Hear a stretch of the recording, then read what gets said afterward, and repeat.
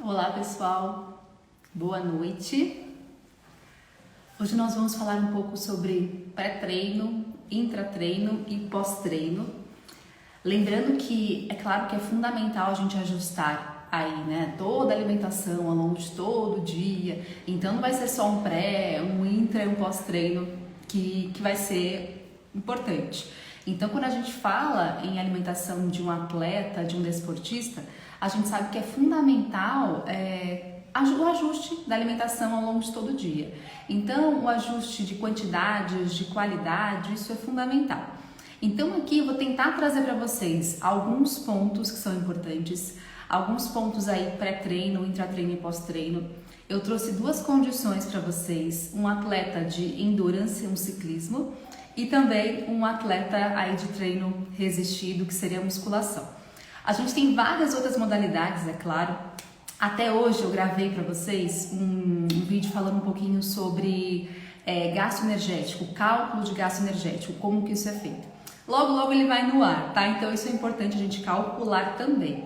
Então o primeiro ponto que a gente faz, calcular as calorias necessárias para esse indivíduo, e aí depois, com base nisso, de uma fórmula bem adequada, uma equação adequada, a gente vai distribuir os nutrientes, né? Então eu vou começar, eu fiz alguns slides, então eu vou começar a compartilhar com vocês para a gente conversar, porque como a gente fala muito de número e tal, fica difícil só ficar falando, talvez vocês não acompanhem tão bem, então eu criei alguns slides para a gente poder falar em cima disso. Coisa de professora, né?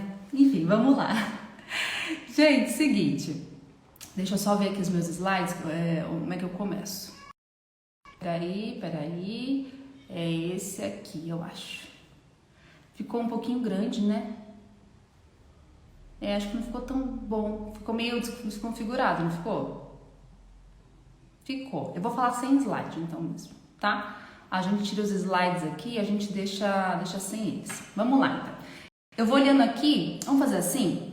Eu passo esses slides para vocês lá no Telegram depois, né? Daí vocês têm esse material, tá?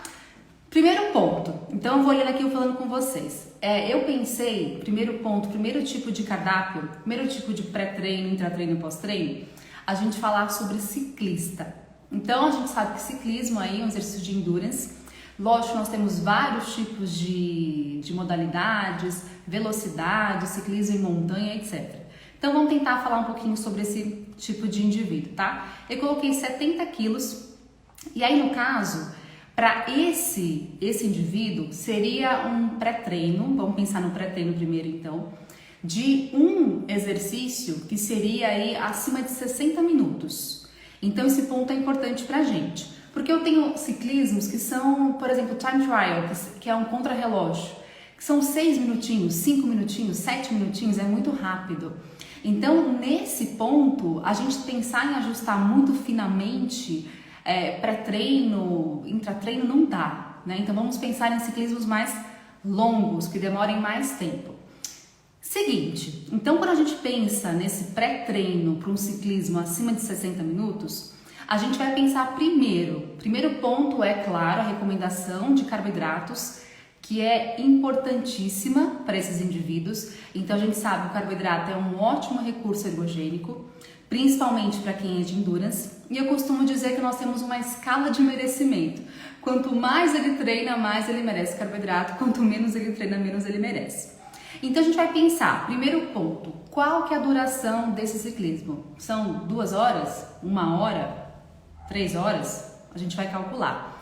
Então, normalmente, se dura aí por volta de 1 hora, a quantidade total do dia, tá? Não entramos ainda no pré-treino, do dia, seria de 3 a 5 gramas de carboidrato por quilo de peso corporal por dia.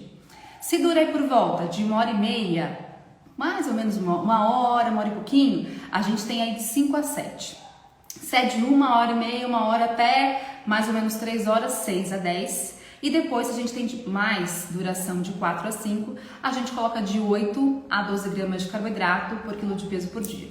Então, recomendação de modo geral diária, tá? Claro que a gente vai ajustar também proteína, a gente vai ajustar lipídio, mas para endurance, o principal, o mais importante para a gente aqui é ajustar o carboidrato. Ponto importante.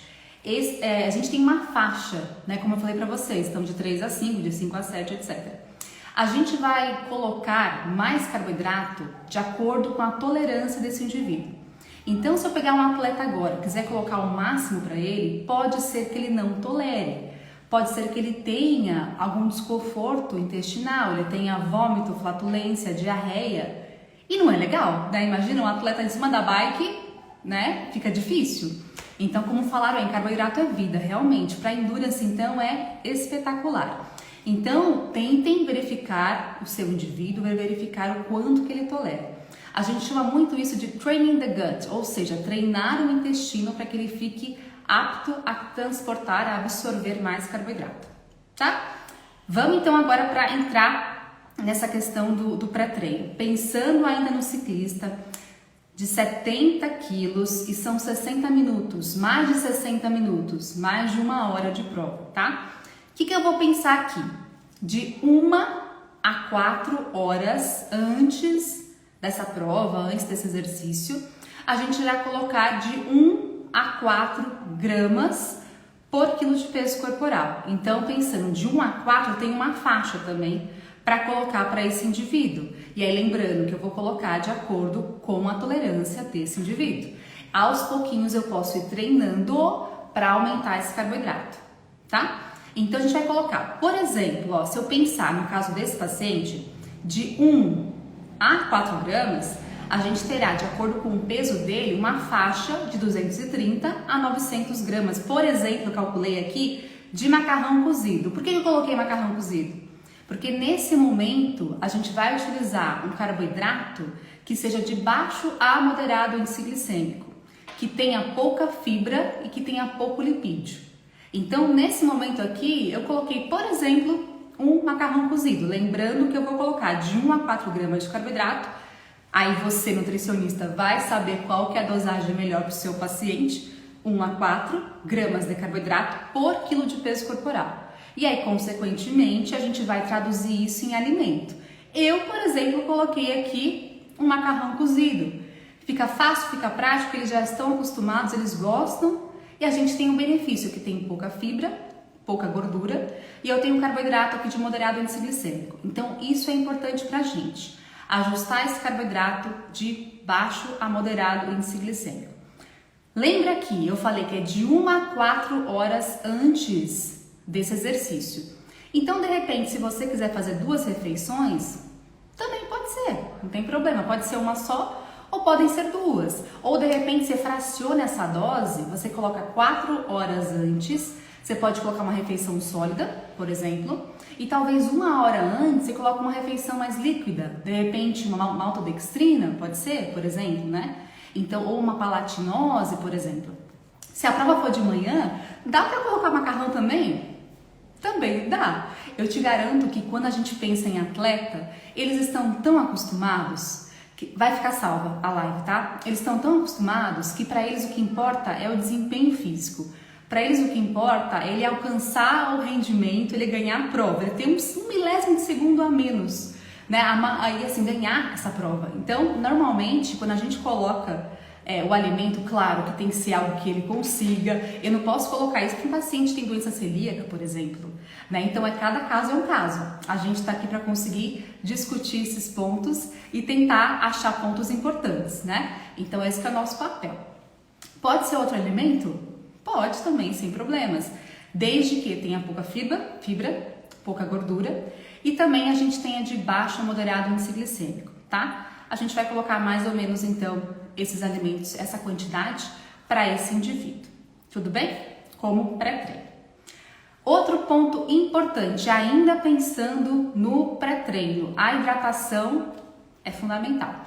E muita gente não dá bola para isso, muita gente não faz. Muita gente não se preocupa com isso. E o que é interessante, que depois eu ensino para vocês como que a gente faz mais pra frente. Mas conseguir verificar a taxa de sudorese desse indivíduo, né? Outro ponto importante, pensando então aí na hidratação. A gente vai hidratar esse indivíduo, a gente vai colocar de 5 a 10 ml de água por quilo de peso corporal. Ah, mas quanto, Aline? 5, 7, 10? Depende. Você tá aí nutricionista para ajustar de acordo com o seu paciente, de acordo com cada um de nós somos individuais. Então nós temos uma faixa aí de 5 a 10 ml por quilo de peso para esse indivíduo. Então, de acordo com esse meu paciente de 70 quilos, seriam 350 ml até 700 ml. Eu vou tentar colocar de acordo com esse meu paciente. Ponto importante, eu vou hidratá-lo de 2 a 4 horas antes da prova. Então percebam que eu não vou colocar muita água pertinho da prova, uma meia horinha, 20 minutinhos antes da prova. Por que será? Ele tem que fazer xixi, né? Ele não pode ficar com aquele conteúdo, ele tem que hidratá-lo, estar hidratado e de modo hidratado, mas ele tem que também eliminar aquele conteúdo a mais que ele consumiu. Se ele não eliminou nada, é porque ele estava desidratado, concorda? Então, se ele eliminou, a gente sabe que ele está totalmente hidratado, ele pode começar a prova. Lembrando que esse paciente ele não vai querer ficar parando para fazer xixi. Ou ele faz na calça mesmo durante ali o ciclismo, né? Ou ele vai segurar. Então é complicado. Segurar o xixi não vai dar certo. Tem que fazer antes e aí ele começa a prova, tá? Ponto importante então. Onde a gente pode achar, eu até mostrei para vocês aqui, mas eu não consegui passar, né? Essa questão do índice glicêmico. Nós temos sites, né, que tem esse índice glicêmico, tem listas e listas de índice glicêmico. Até perguntaram se eu decoro. Eu não decoro o índice glicêmico, mas é tanta prática de colocar ali, né, que a gente acaba meio que decorando boa parte deles, né? E aí a gente tem um site que eu passo para vocês depois, é que aqui eu não consigo mostrar. Eu mando para vocês pro Telegram, tá? Toda a informação aí do índice glicêmico. A gente vai colocar então esse carboidrato, lembrando que pós-treino a gente pode colocar até alto índice glicêmico, mas a gente chega lá, mais tarde a gente chega lá, tá? Bom, outro ponto importante também, pensando ainda nesse mesmo indivíduo, ciclista, 70 quilos, que faz mais de 1 hora de exercício, que eu posso colocar para ele também cafeína. Então a gente sabe que cafeína é um potente recurso ergogênico. Então a gente pode colocar dose média aí, que costuma ter um efeito de 3 a 6 miligramas por quilo de peso, tá? Então a gente tem essa quantidade, pode chegar até 9 miligramas por quilo de peso, mas já chega a ser um pouquinho demais, tá? Então de 3 a 6 já ajuda bastante, tá? Então essa cafeína, outro ponto importante, a gente tem que administrá-la 1 hora antes de começar o treino. Porque o pico de ação da cafeína demora 1 hora, então não adianta eu colocar para ele na hora que ele estiver na bike já. Eu tenho que colocar um pouco antes para que ele tenha um pico, que ele tenha aí 1 hora que vai demorar para ter esse pico de ação. Então 1 hora antes, a cafeína anidra a gente pode colocar juntamente aí de repente com todo esse pré-treino para esse paciente também, certo? Se eu pensar em outro tipo de ciclismo aí, aquele time trial ou prova contra relógio, que ele dura menos tempo. Então a gente tem mais ou menos aí uns 6 minutos, 7 minutos e é muito mais rápido. Então nesse caso, eu não precisaria fazer todo esse ajuste, todo esse cálculo. Você até pode fazer, mas não é algo tão fino assim como a gente pensa quando é uma prova de uma distância maior, que é mais prolongada. Então, como é algo muito pequenininho assim, a gente não precisa se preocupar tanto, né? E nesse caso, a gente pode colocar cafeína sem problemas, né? A gente pode hidratá-lo também? Pode, mas não é algo tão obrigatório, porque vai durar pouquíssimos minutos, né? Só que, olha como a ciência da nutrição esportiva é bonita. Nesse caso, a gente tem outras condutas. Então, a gente já tem comprovado por estudos científicos que em provas pequenininhas, curtinhas, como é esse caso aqui nosso, a gente tem benefícios de outros tipos de suplementos alimentares. Por exemplo, bicarbonato de sódio. Então, a gente sabe que em condições de exercício físico, a gente tem todo um processo de liberação e produção de íons H+, musculares, né? Então, dentro do músculo, que estão associados com uma lesão, não só uma lesão, mas com uma redução do pH, né? Que causa aquela dor que a gente sente, né? Quando a gente faz musculação, começa a doer a perna, o braço e tudo, né? Então, essa acidificação é que causa essa dor muscular, não é o lactato que causa isso, né? É essa acidificação, esse excesso de íons H+. Então, se eu tenho excesso de íons H+, se eu utilizar tamponantes, eu consigo ter um benefício e, consequentemente, menos dor, e isso vai auxiliar o meu paciente a ter mais desempenho físico. Só que o bicarbonato de sódio tem um efeito melhor em provas curtinhas. Então, se eu pensar para esse cara que faz uma prova curtinha, eu posso colocar um bicarbonato de sódio para ele.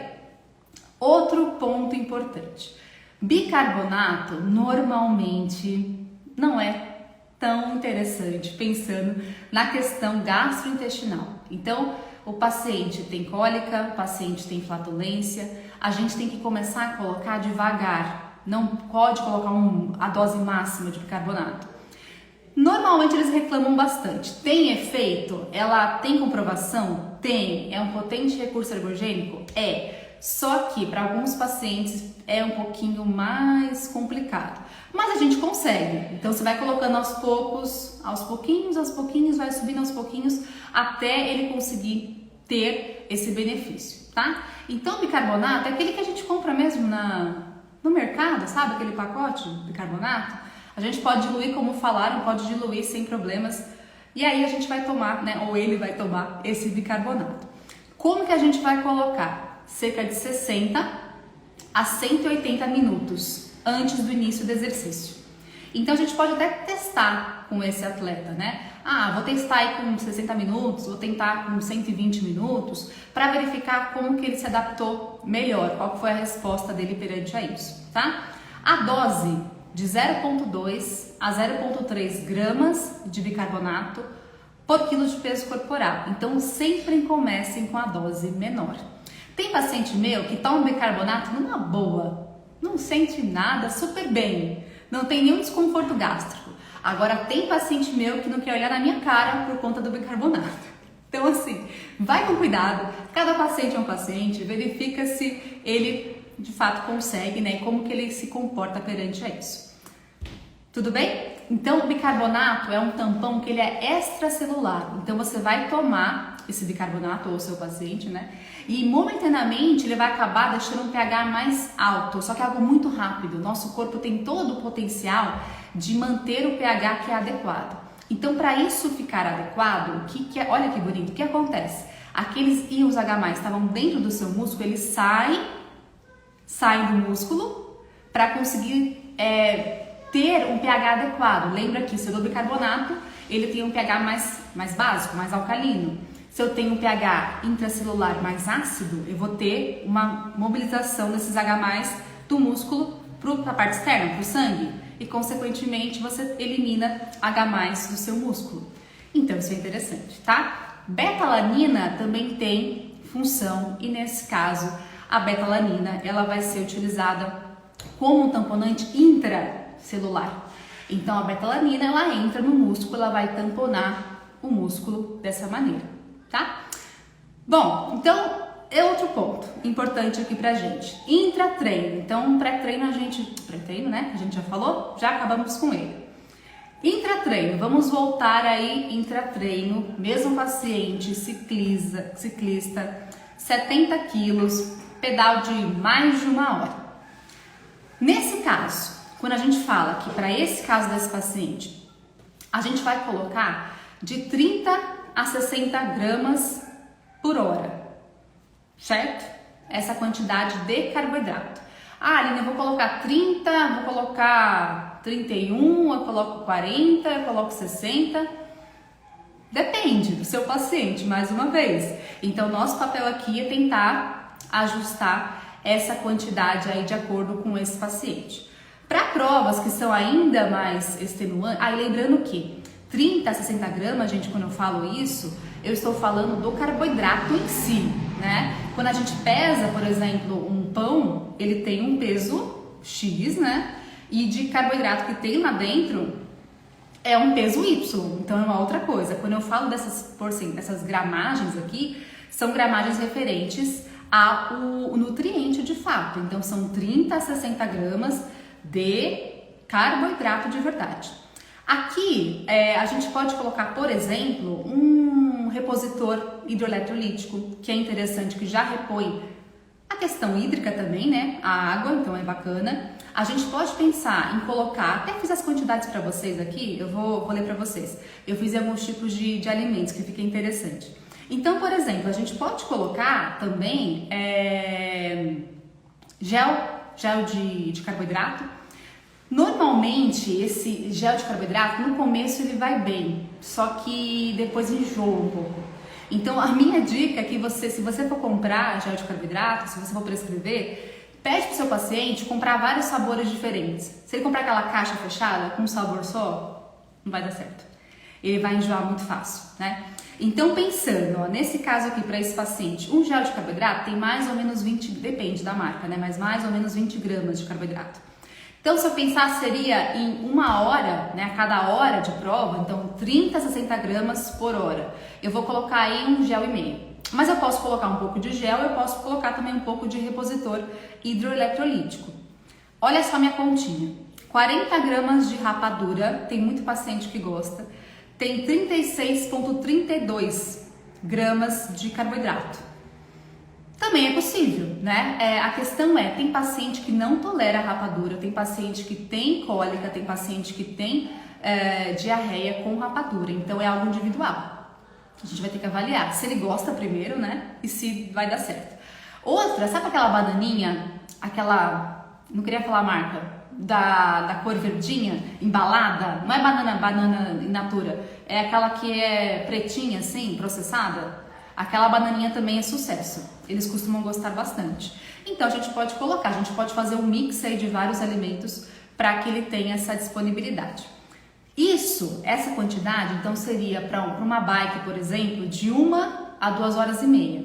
Se eu tenho mais de 2 horas e meia, a quantidade intra-treino vai ser de mais de 90 gramas por hora. Ah, mas mais de 90 gramas? 91, 92, 100? Depende. Eu já coloquei, por exemplo, 120 gramas, mas é um atleta, mega atleta, né? Então assim, não depende, tá, gente? A quantidade vai variar. É acima de 90, mas o quanto o céu é o limite. Depende do seu paciente, tá? Banana passa, também falaram aí, super funciona. Ó, você usa rapadura, que bom, dá certo. Então tem para paciente que dá muito certo. Agora tem uns que não dá. Tem paciente também que dá certo até doce de leite. Para alguns não dá, especialmente aqueles que são intolerantes à lactose, né? Mas, normalmente, o que mais dá certo é maltodextrina, é palatinose, o gel de carboidrato, mas a rapadura muitos adoram. E bom que tem um gostinho bom, né? Então, o pessoal costuma gostar e alguns têm desconforto. Então, cada caso é um caso, tá bom? Intratreino. Ainda nesse caso, ciclista, mais de 60 minutos aí, a gente vai colocar aqui o ponto fundamental. O que a gente pode fazer é a taxa de sudorese. Como que eu faço isso? O paciente chegou antes da prova, logo antes da prova, com roupas leves, eu vou pesar esse paciente. Pesei o paciente. Ele fez a prova inteira, eu vou pesá-lo de novo. Só cuidado que às vezes a roupa fica molhada, né, do suor e tal. Se puder ter uma outra roupa idêntica ou muito parecida, para pesá-lo de novo. Eu vou contabilizar o quanto que ele consumiu de água, isso é importante, tem que saber exato em ml, para conseguir pegar o peso inicial, o peso final. Eu vou saber o quanto que ele transpirou, ou seja, a taxa de sudorese. Eu vou contabilizar também esse peso que foi ingerido de água, o quanto que ele consumiu de água, para eu saber o quanto que ele transpira por minuto. Então vamos supor, meu paciente chegou aqui, eu fiz uma taxa de sudorese com ele hoje, anotei meu caderninho. Aí amanhã ele tem uma prova, eu já tenho esse dado. Só que hoje, por exemplo, ele fez 1 hora de treino e amanhã serão 2 horas. Só que o meu cálculo foi taxa de sudorese por minuto. Eu vou multiplicar pelos minutos que ele fará no treino seguinte. Então é importante que eu tenha esse valor anotado para que eu consiga fazer o cálculo da hidratação o mais específica possível para o meu paciente. Lembrem-se que tem um ponto importante aqui. Depende muito da temperatura do ambiente, do local que ele está, se é uma quadra fechada ou se de repente é um campo aberto. Isso muda a nossa taxa de sudorese. E aí, consequentemente, é bom que você tenha isso anotado. Então o paciente estava tantos graus Celsius mais ou menos num dia tal. Quanto que foi essa taxa de sudorese? Não, outro dia, de repente, ele estava em outro local, uma quadra fechada e foi essa taxa. Então anotem isso para você ter um diário do seu paciente e você consiga falar, então em tal temperatura é mais ou menos isso que você vai transpirar, para que ele saiba e consiga ter uma hidratação adequada intra-treino. Normalmente nós temos aqui uma quantidade de 0,4 a 0,8 litros por hora que são transpirados, que saem na sudorese. Então, mais ou menos isso. Mas é importante que a gente calcule direitinho, tá? Outro ponto, se for acima de 1 hora de exercício, a gente vai colocar não só água, mas repositor hidroeletrolítico. Ou você pode fazer o seguinte, você pode dar água, você pode dar o carboidrato e você pode dar cápsula de sal também. Você pode, ele é mais fácil para levar, né? O paciente leva ali numa bolsinha, uma cápsula de sal. Às vezes tem setores de água ao longo do caminho. Ele leva o gelzinho, toma a cápsula e pega a água nos postos. Pode ser também, né? Então a gente tem que pensar nisso também, né, gente? Como que é o esporte dele? O que vai acontecer no trajeto do esporte? Para eu pensar junto com ele qual que é a melhor estratégia. Isso é importante, tá? Bom, outro ponto aqui importante. Pensando nesses pacientes, naquele que é time trial, que é uma prova curtinha, não tem por que ter um intratreino, né? Se dura 7 minutos, não dá nem tempo. Então, não precisa colocar intratreino em provas muito curtinhas. Pensando no endurance, qualquer tipo de exercício de endurance, intratreino, pensando em proteínas, depende muito do paciente, mas tem alguns que não toleram algumas proteínas intratreino. Então, por exemplo, o whey protein, que é tão interessante, né? Uma proteína de alto valor biológico, é fácil, é prático, a gente consegue alcançar proteína facilmente com whey protein. Normalmente, alguns pacientes não toleram. Alguns toleram super bem, muito bem, obrigado. Só que alguns não. E quando a gente tem uma prova de endurance muito longa, esse paciente tem muita saciedade, muita. E se ele tem muita saciedade, ele não consegue atingir as calorias diárias, as calorias necessárias para aquele momento. E aí, consequentemente, nem caloria ele bate e nem carboidrato. E aí, concorda que para ele o importante nesse momento é o carboidrato? Se ele não conseguir consumir, fica difícil. Então, quando a gente coloca muita proteína intra-treino, pode ser que seja um prejuízo para esse paciente. Então, cuidado com o excesso de proteína, especialmente em endurance. Outro ponto, normalmente BCAA, por exemplo, que a gente não tem muita função pensando em exercício de musculação, mas em endurance, normalmente o paciente tolera melhor um BCAA do que um whey protein. BCAA não vai causar saciedade, BCAA é mais fácil de levar. BCAA não é uma proteína boa como o whey protein, não é de alto valor biológico, não, isso não é mesmo. Porém, nesse momento de endurance, que eu não quero que ele tenha tanta saciedade assim, eu posso colocar um BCAA, especialmente em esportes de altas altitudes. A gente tem comprovação científica que o BCAA, ele reduz o catabolismo proteico ao longo dessa prova, o que é interessante também. Eu não quero que ele saia dali com uma proteólise muito acentuada. É a melhor proteína? Não é, mas é a que eu consigo oferecer muitas vezes e é a mais prática para esse paciente. Então perceba que para paciente a gente tem que pensar qual que é a rotina dele, o que encaixa ali, né? O que dá para fazer para esse paciente. Então, de repente, BCAA pode ser que a gente consiga, né? Outro ponto, pós-treino. Então, pensando pós-treino, a gente tem uma questão importante aqui. Se de repente esse meu atleta faz 2 treinos por dia e esse treino 1 e esse treino 2 tem um intervalo menor de 8 horas, eu tenho que repor o glicogênio muscular que foi perdido na primeira prova, no primeiro exercício, para que ele consiga fazer o outro tipo aí de exercício depois. Então, se forem menos de 8 horas de intervalo, a gente vai colocar aí nas 4 primeiras horas após o primeiro exercício, a gente coloca de 1 a 1,2 gramas de carboidrato a cada hora. Então, para esse paciente aqui, ó, de 1 a 1,2, tá? De acordo com o peso dele, que são 70 quilos, eu tenho de 70 a 84 gramas de carboidrato por hora. Aqui, eu não vou me preocupar se é... Até posso me preocupar, assim, no sentido de ser um índice glicêmico elevado aqui. Então, eu posso colocar o carboidrato que eu quiser. Eu até fiz um cálculo, por exemplo, ó, um pão francês tem 28,4 gramas de carboidrato. 2 colheres de sopa de mel, a gente tem 34,61 de carboidrato.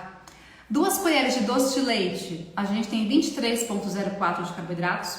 E 2 de leite condensado, 17 gramas de carboidratos. Então aqui a gente pode colocar alimentos que ele gosta de repente, que tem um alto teor de carboidratos. O foco aqui é encher o músculo de carboidrato para que ele tenha uma síntese de glicogênio muscular. Então aqui eu posso, ó, colocar bastante carboidrato para ele, desde que nessa faixa que a gente calculou, tá?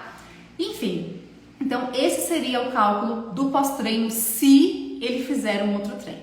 Se ele não fizer um outro treino, se ele vai treinar daqui 24 horas, eu terei um dia inteirinho para repor esse glicogênio muscular. Então eu não vou me preocupar tanto com essa reposição, concorda? Se ele treinou, vamos supor, 8 da manhã hoje, ele vai treinar de novo 8 da manhã no dia seguinte. Então eu vou ter lá o almoço, o lanche, jantar, ceia, então fica tranquila. Agora, se de repente ele tiver 2 treinos pertos aí, menos de 8 horas, aí eu vou ter que fazer uma reposição, tá? Vou ter que aumentar essa quantidade de carboidrato, certo?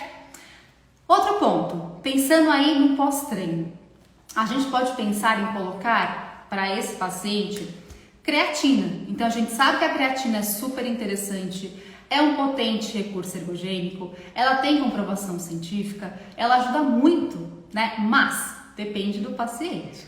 É claro que em esportes que a creatina consegue aumentar a retenção hídrica, então a pessoa ganha peso não de gordura, mas ganha peso de água.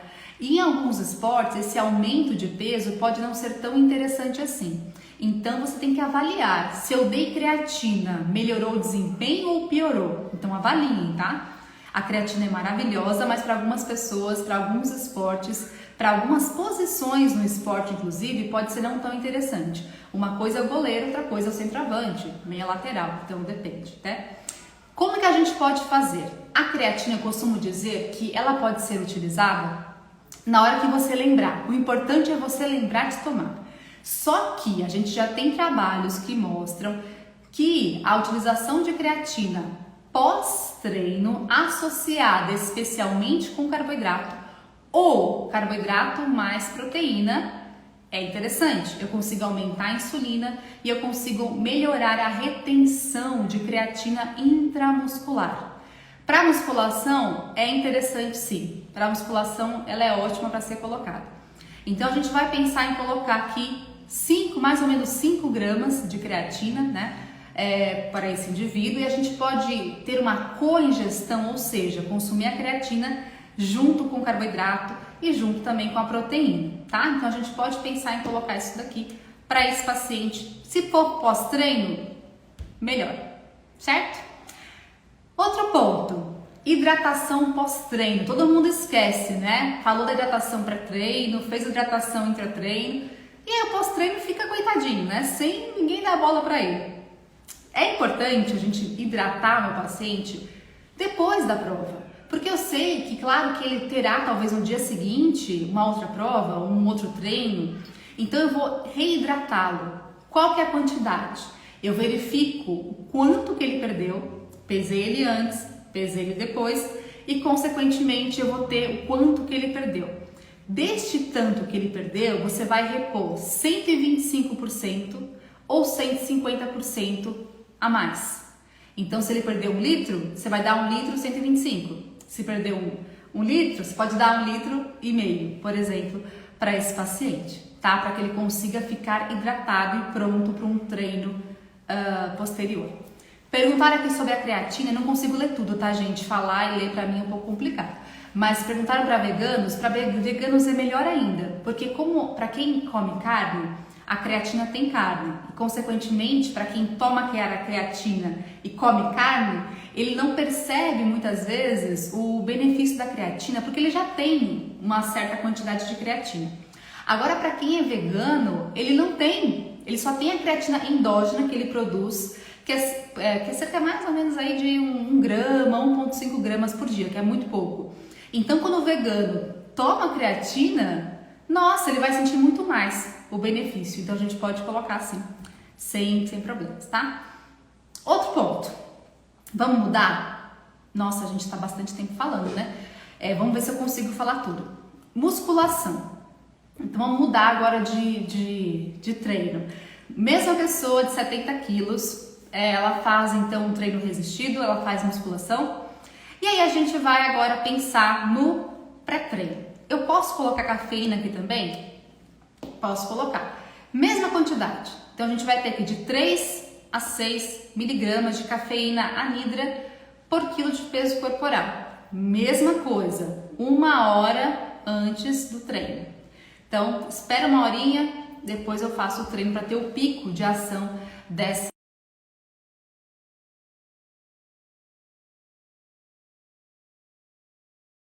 O café até pode ser, mas normalmente essa dosagem um pouco maior, o café não vai conseguir. Então, para esse paciente aqui, de 3 a 6 miligramas por quilo de peso, é referente a 210 a 420 miligramas de cafeína para essa pessoa, tá?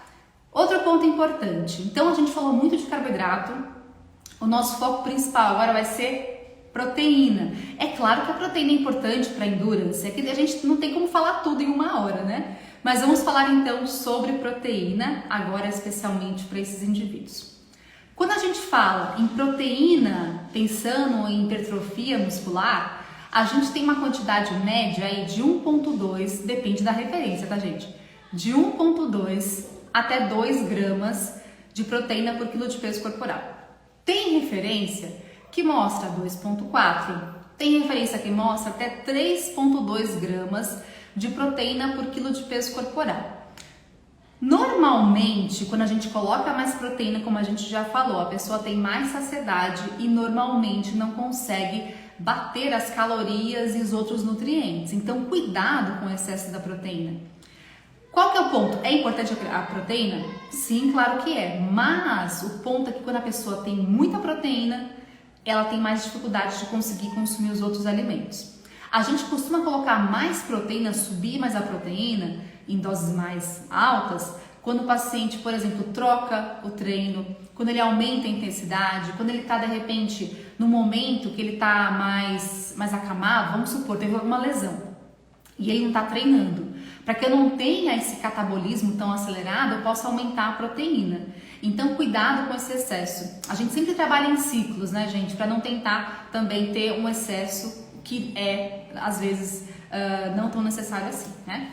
Então, para esse caso desse paciente, 70 quilos, se a gente for calcular 1,2 gramas de proteína por quilo de peso, são 84 gramas diários. Se eu pensar em 2 gramas por quilo de peso, são aí 140 gramas de proteínas diário, né, por dia.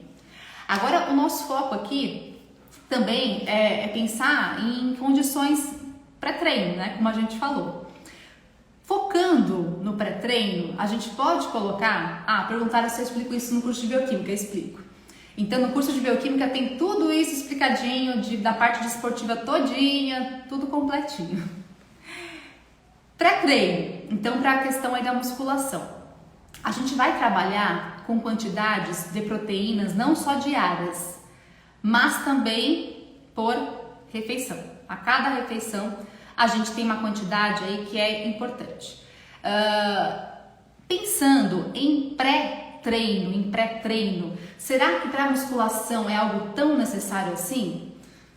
Depende, né? A gente pode até fazer uma musculação que dure menos de 1 hora, até em jejum.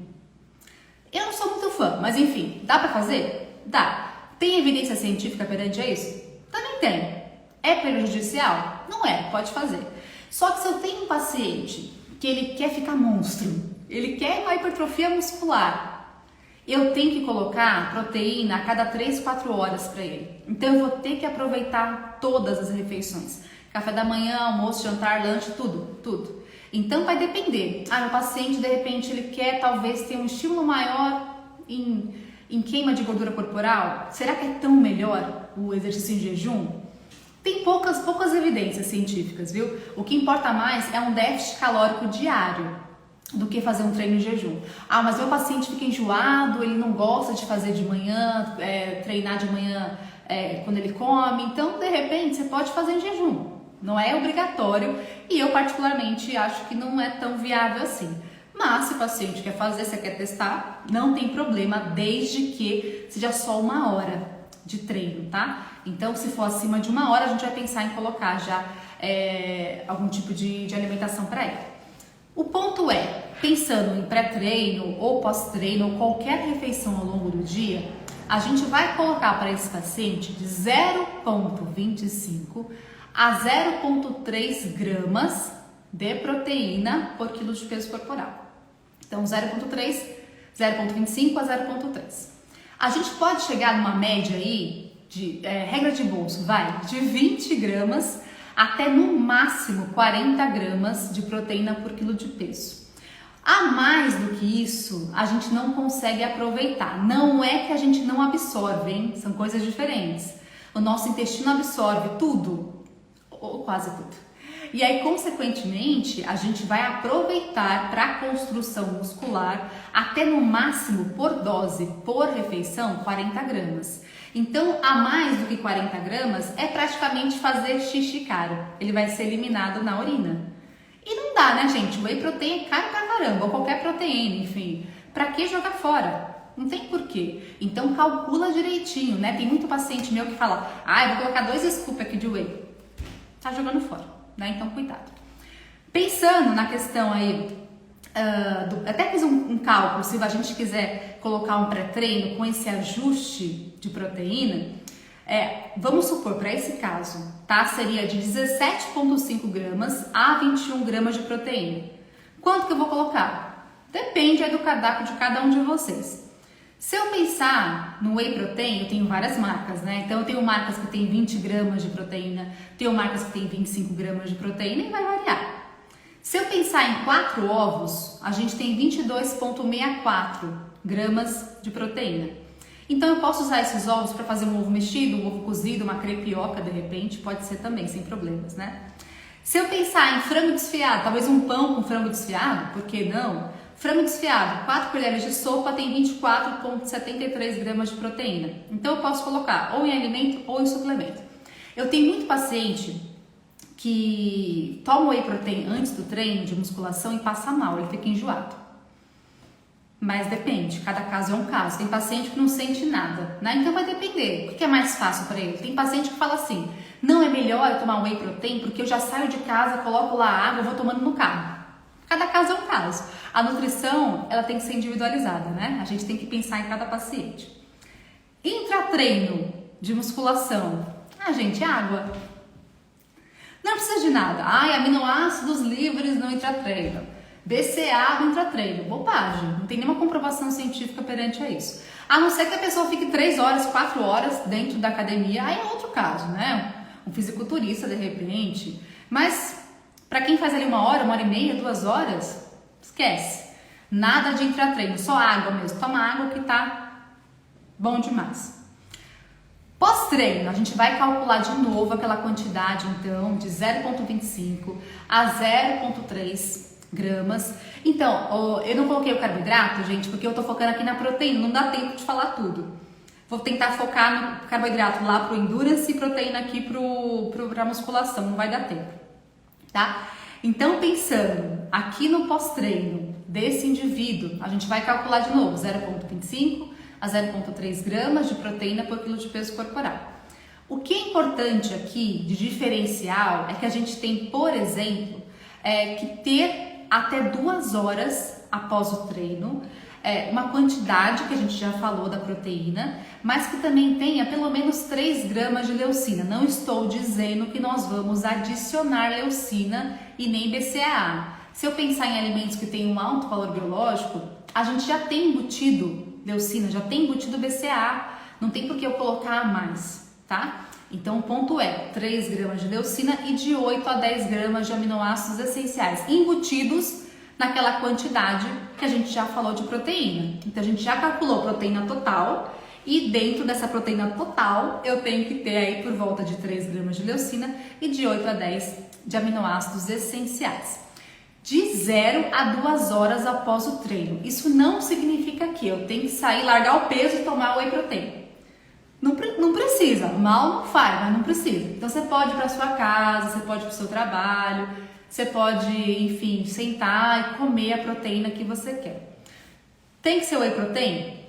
Não precisa. A gente pode colocar outros alimentos também. A gente pode colocar vários alimentos para esse paciente no pós-treino. Inclusive, em alguns casos desses pacientes que fazem o pós-treino, pode ser um almoço, por exemplo. Vamos supor que ele treinou antes do almoço, 11 horas, e o pós-treino dele vai ser o almoço. Perfeito! Até calculei para vocês, ó. Pensando no almoço, coloquei dois tipos de opções, de carnes. Então, frango, 120 gramas de frango, a gente tem 37,09 gramas de proteína.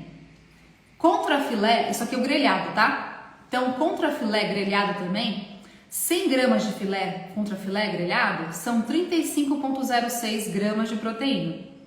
Então, também a gente consegue colocar como alimento, sem problemas, né? Então, percebam que a gente vai ajustar essa quantidade não apenas pré-treino e não apenas pós-treino. A gente vai colocar ao longo de todo o dia. Talvez em algumas refeições, especialmente almoço e jantar, que a gente tem refeições que tem normalmente, né, maior aporte de proteínas, talvez a gente passe um pouquinho essa quantidade que eu falei, de 0,25 a 0,3 gramas de proteína por quilo de peso.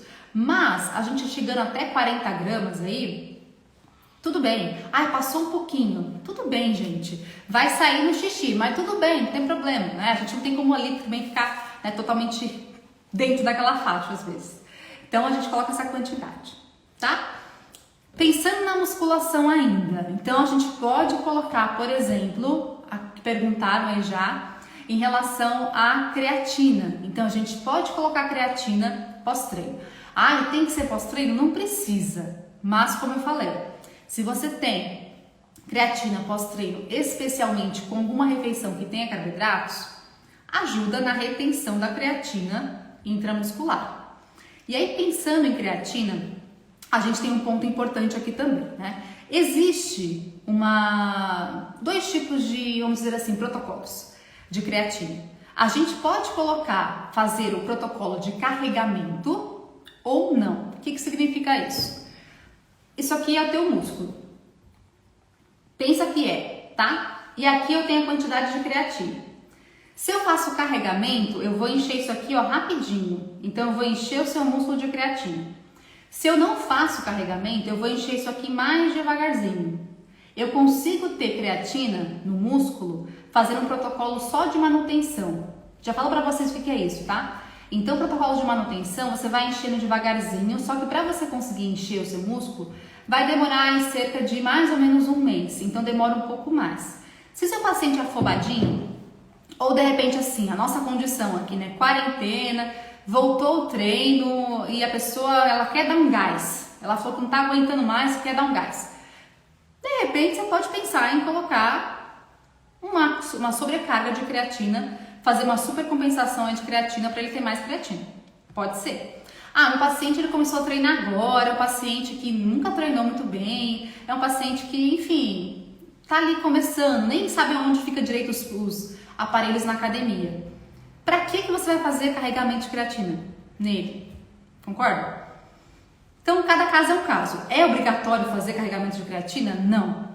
O que seria isso? Basicamente, a gente vai ter, então, uma quantidade de carregamento, cerca de 20 gramas diários. A gente pode fracionar esses 20 gramas em 4 doses. Então, 5, 5, 5, 5. Deu 5 mais 5 mais 5 mais 5 dá 20. 20 gramas de creatina, né? Essa quantidade maior, a gente vai colocar de 4 a 5 dias no máximo. Por quê? Eu vou encher meu músculo. Se eu começar a continuar com a dose de carregamento, vai transbordar aqui, ó. Não vai ter benefício, gente. Não tem por que fazer uma dose de 20 gramas a longo prazo. É burrice, é jogar fora. Você não vai conseguir encher isso daqui. Então, carregamento de 4 a 5 dias apenas, tá? Cerca de 20 gramas.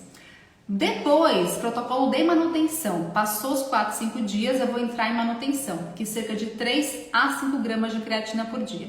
Se eu não quiser fazer o protocolo de carregamento, eu posso começar com o protocolo de manutenção logo de cara. E eu faço todo esse protocolo a longo prazo. Tem que parar a creatina? Eu tenho que fazer washout, ou seja, eu tenho que parar um tempo? Não precisa, né? Vamos supor assim, agora na quarentena, a gente ficou 4 meses em casa. Eu sei que muita gente treinou em casa, mas muita gente não treinou. Pra que essa pessoa vai tomar creatina se ela não tá treinando? Foi viajar, tá de férias, pra que ela vai tomar se ela não tá treinando? Pode continuar? Até pode, mas não tem porquê, né? Então, ele pode continuar cronicamente a longo prazo?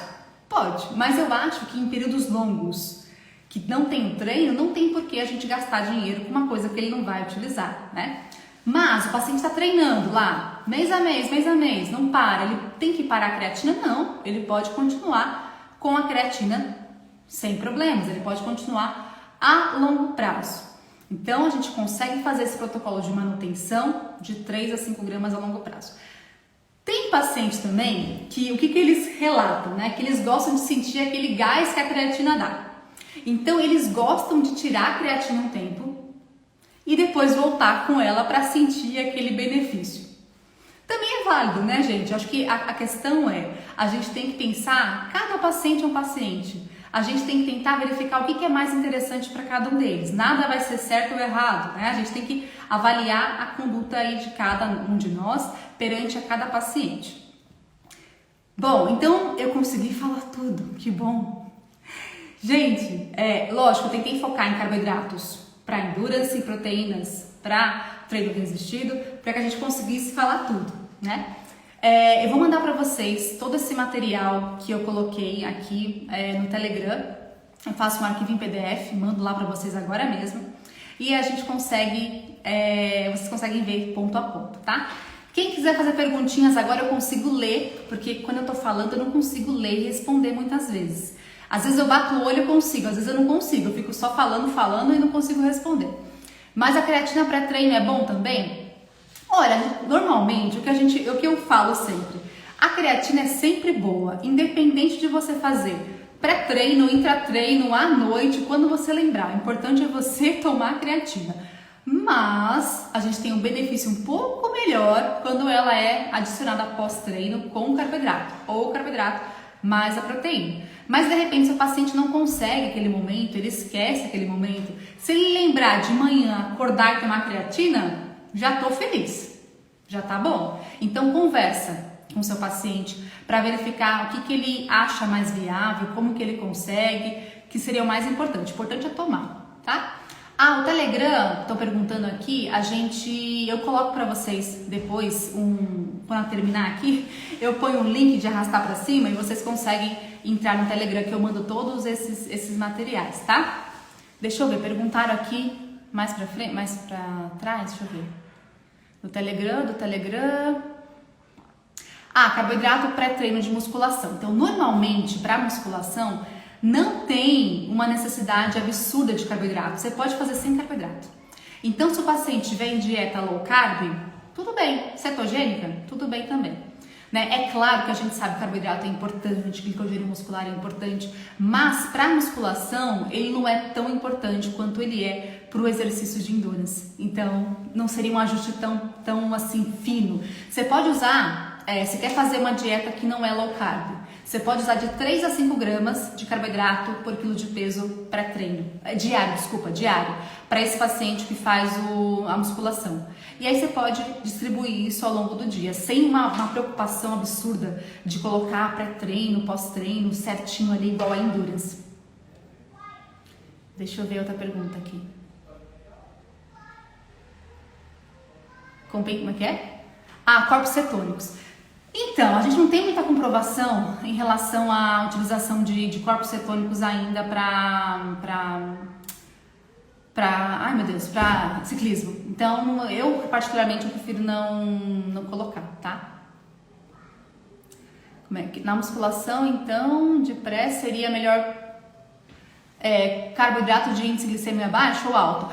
Então, aí seria interessante se você colocar antes da musculação carboidrato, a gente coloca de baixa a moderado índice glicêmico, sim. Aí nesse caso, sim. Porque o alto, ele dá um rebote, né? Ele aumenta a glicemia, aumenta a insulina e, consequentemente, ele acaba reduzindo depois por rebote. E aí o paciente pode ficar mais cansado, com menos energia. Então, não é interessante não, tá? Qual o benefício da creatina na musculação? O resultado é rápido? Normal. Então, vai depender. Se for o carregamento, é mais rápido. Se for o de manutenção, demora 1 mês, mais ou menos, para ele sentir. Idoso, boa pergunta, hein? Idoso é maior, a proteína. É quase 25%, 35% a mais. A gente fala muito em idoso, né? Meio que assim, querendo colocar ele numa caixinha, numa bolinha, mas na verdade o idoso precisa mais do que a gente. É claro que, gente, vai depender, claro, né, da questão aí do idoso, né? Se ele tem alguma doença relacionada ou não. Agora, se é um idoso saudável, para que tenha a mesma taxa de síntese proteica muscular do que a nossa, ele precisa sim de mais proteína. Então a gente vai ajustar. O ponto é que o idoso normalmente ele não tem muita vontade, né? Alguns, claro, de comer, alguns não querem comer, etc. Então fica um pouquinho mais complicado. Mas, enfim, dá pra gente colocar mais sim, tá? Deixa eu ver aqui mais. A Rafa falou que ia entrar na live, mas até agora não chegou. Tava esperando ela. Rafa, você tá por aí, Rafa? Acho que não, né? Perguntaram aqui também da quantidade de creatina. Pro peso corporal? Na verdade é assim, a gente coloca 0,3 mais ou menos aí para carregamento, tá? 0,3 gramas por quilo de peso pro carregamento. E aí para manutenção, 0,06 gramas por quilo de peso de creatina. Idoso.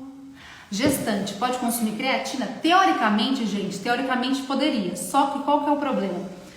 A gente não tem estudos que comprovem a segurança na gestante. Então, por conta de não ter uma segurança 100%, melhor não colocar. Não é que ela vai causar uma lesão, teoricamente, mas como não tem estudo, a gente não coloca, tá? Rafa, você tá por aí? É aqui a Rafa, gente. A Rafa tá entrando. Rafa, vai rápido. Você tem 1 minuto e 50, Rafa. Eu não vi, tava vendo as perguntinhas lá em cima, desculpa. Tá conectando. A Rafa tem um recado super importante para vocês, gente. Eu queria que vocês escutassem. Oi, Rafa. Vai lá, 1 minuto e 33. Oi, que bom que eu não tinha te visto, desculpa. Eu tava aqui gritando. Desculpa. Gente, pensando... Vai lá. Gente, eu só vim aqui invadir pra gente falar. Fala, por favor. Posso falar? Só vim aqui invadir a live da Aline para anunciar que o curso TSP, Transformando Seguidores em Pacientes, as inscrições se encerram hoje, 23h59. Então é para vocês se inscreverem. É o curso que vai desde marketing digital até o atendimento de fato ao paciente. Então, todas as estratégias aí de captação, do zero, do absoluto zero, até plano alimentar, atendimento, anamnese, tudo. Não vai dar mais tempo, mas é isso. Se inscrevam, não perca essa oportunidade. Clica lá no link da minha bio e garanta a sua isso aí, vaga, pessoal. gente. Agora, principalmente agora pós-quarentena, a gente tem que ser um outro profissional diferenciado.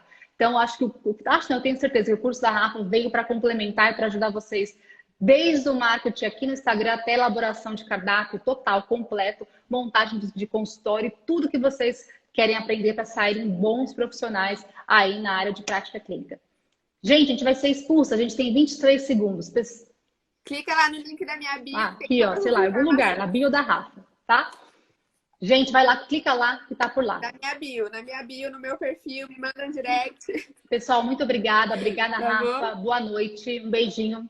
Até mais.